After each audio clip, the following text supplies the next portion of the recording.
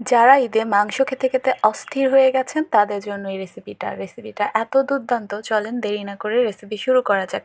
এখানে পুঁইশাক আর মসুরের ডাল নিয়ে নিছি। প্রথমে পুঁইশাক আর মসুরের ডাল খুব ভালো করে সিদ্ধ করে নিব।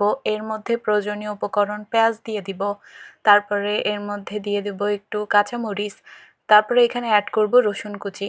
রসুনটা আমি কুচি কুচি করে নিছি, আবার এখানে রসুন বাটাও দিয়ে দিচ্ছি। তারপরে সামান্য পরিমাণ লবণ, পরিমাণ মতো পানি, যাতে খুব সহজে সিদ্ধ হয়ে যায়। এখানে হলুদটা স্কিপ করবেন। হলুদ ডালের মধ্যে প্রথমে দিলে ডাল সিদ্ধ হতে খুব বেশি দেরি হয়, এজন্য আমি হলুদ এখন দিলাম না।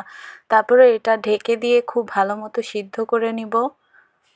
যখন দেখবেন খুব ভালো মতো ডালটা সিদ্ধ হয়ে গেছে, এবার ডালটা বাগার দেওয়ার পালা। এখানে সামান্য পরিমাণ সয়াবিন তেল দিয়ে নিলাম। তার মধ্যে প্রয়োজনীয় যে মশলাগুলো আছে, যেমন পেঁয়াজ, রসুন, এখানে আমি একটু আদা দিয়ে নিছি, 2টা শুকনো মরিচ দিয়ে দিছি যাতে ফ্লেভার ভালো আসে।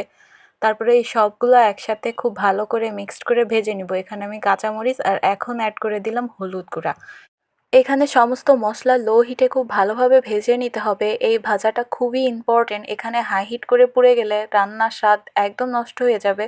তো আপনারা খেয়াল রাখবেন লো হিটে খুব ভালোভাবে ভেজে নিতে। এটা যখন খুব ভালোভাবে ভাজা হবে তখন এটা তরকারির মধ্যে অ্যাড করে দিবেন। আর এখন রান্না তো অলমোস্ট ডান। এখন এখানে দেখতে হবে লবণটা ঠিক আছে কিনা। আর আমি এর মধ্যে সামান্য ধনিয়া গুঁড়া আর সামান্য জিরা গুঁড়া অ্যাড করে দিব।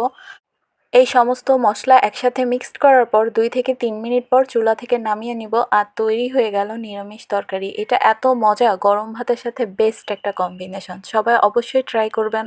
সবাই ভালো থাকেন, সুস্থ থাকেন, আর সিনথিয়া কিচেন ওয়ার্ল্ডের সাথেই থাকেন। আসসালামু আলাইকুম।